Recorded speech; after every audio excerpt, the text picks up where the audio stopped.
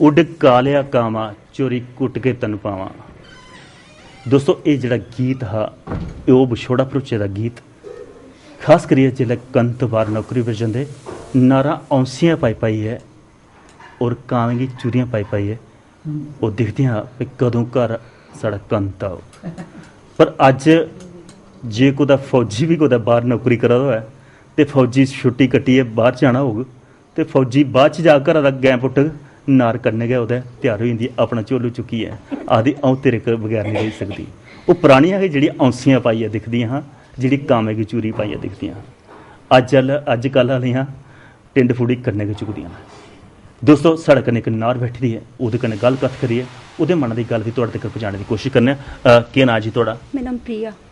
प्रिया जी इत्थों दी नूंह? हाँ जी। प्योके केह्ड़ी जगह न? कोट भलवाल। कोट भलवाल शहर वाली पक्खी का उ'आं है भी कंढी ते है भी कंढी। इधर उ'आं थोड़ा फर्क पेई गेदा, इक नहर बगा करदी पिच्छे। किन्ना फर्क महसूस करदियां तुस ओकी कंढी दा ते एकी कंढी दा? मैं सेम ठीक लगदा दोनों। ठीक लगदा है। एक होर पता लग्गेआ भई अज्ज एक औह्दा भी तुसेंगी थ्होए दा इस ग्रां दा। हाँ जी। अग्गे अस दिखदे हे भई कोई भी इलैक्शन होंदी ही ते साढ़ियां जनानियां जेह्ड़ियां मुख्यतः ओह् पिच्छे रौंह्दियां हां। मर्द प्रधान जिहड़ा साढ़ा समाज है वो जनानी अग्गे नहीं बधन दिंदा। अज तुसें पंचायती इलैक्शन लड़ी ते कन्नै जित्ते भी, किन्ना तुस अपने आप गी फकर महसूस करदियां हो? एक जनानी होने नाते तुस किन्ना समाज दी इस सेवा करी सकदे हो? इस गल का भी फकर है कि मैं मतलब पंच बनी है इधर दी, लेकिन मेरी कोई वोट वगैरह कुछ नहीं पे, मी लोकें इ'यां गै बनाई ओड़े दा। निर्विरोध चुनेआ तुस? निर्विरोध बनी दी मैं जी। केह् समाजिक तुस मुख्यतः चेंज जिहड़ी है वो तुसें आह्नने दी कोशिश कीती है?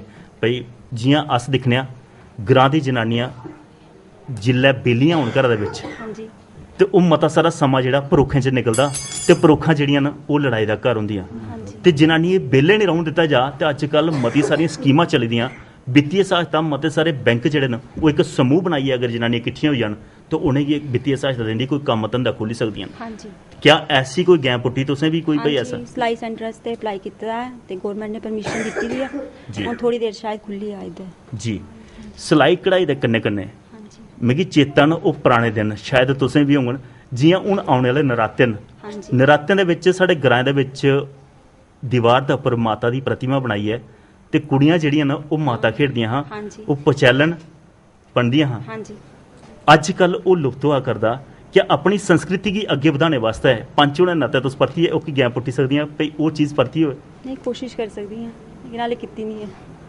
पर क्या चेता है ना तुसें बचपन अपना? हाँ हाँ से कीते दा, खेले दे पचैलन बनियै किन्ना सखियां बनना करदे होंदे सारे इकट्ठे रोटी खानी एक जगह बेहियै फिर कान सखियां बनना अस कीते दा छोटे होंदे, लेकिन इधर नहीं करदे। इधर नहीं करदे ब्याह दे बाद च नहीं। फिर जेह्ड़ा तुसें अपने बचपन च कीते दा क्या उसगी औने आह्ले बचपन जेह्ड़े हून पीढ़ी है ओह्दे बिच भी अग्गे बधाना चाहिदा? हाँ जी। इस बारी कोशिश होग शायद। इ'यां घर घर ते अस दिक्खा करने फिर माता दी अस साख लाने आं, अगर किट्ठे होइयै कुड़िया कुसै घर करन ते ओह् ओह्दे कन्नै मते जने दी आवाज़ जेह्ड़ी है ओह् ज़्यादा पुजदी है माता तक। हाँ जी। संगठन विच ज़्यादा एक खास करियै होर गल्ल है भई अग्गे जेह्ड़ी पीढ़ी ही साढ़ी घट्ट पढ़ी लिखी दी ही, अज्ज नूंहां पढ़ी लिखी दियां आवा दियां। पढ़ी लिखी दियां नूंहां जेह्ड़ियां न ओह् कुसै घरा दे बिच लड़ाई झगड़ा होआ दा होऐ ते उसगी ओह् चुप भी कराई सकदियां न। किन्ना योगदान होंदा पढ़ी लिखी सैह्न शक्ति ओह्दे च ज़्यादा है जां जेह्ड़ी अनपढ़ न उं'दे च ज़्यादा सैह्न शक्ति? अजकल बड़ा घट्ट माहौल है कि जित्थै लड़ाइयां झगड़े होआ दे होंगे सस्स नूंह् कोई फर्क नहीं समझदे हैन। पैह्लें होंदा हा कि घर लड़ाइयां होंदियां हियां, नूंहां लड़दियां सस्सां लड़दियां।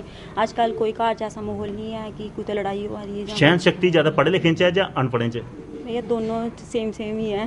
सेम है। जे कोई आखदे भई जेह्ड़ा पानिया घुट्ट पीए ते गुस्सा ढाली लै ते ओह्दे च गै ज़्यादा है, भाएं ओह् पढ़े लिखे दा भाएं अनपढ़। अजकल कुसै दे घर नहीं लभदा, साढ़े म्हल्ले कुसै घर लड़ाई नहीं होंदी, कोई झगड़ा नहीं होंदा, कुछ भी नहीं। जी दोस्तों गल सच्ची है। मते बारी अस जिक्र करने आं भई खास करियै साढ़े ग्राएं दे बिच मती सारियां साढ़ियां औरतां जेह्ड़ियां न ओह् बेलियां बैठियां होंदियां और बेला घर हमेशा शैतान दा घर होंदा, कि जिल्लै जनानियां चार बैठियां किट्ठियां उ'नें अपना जिल्लै ढिड्ड फरोलदियां ते इक दूए दियां परोखां गै होंदियां।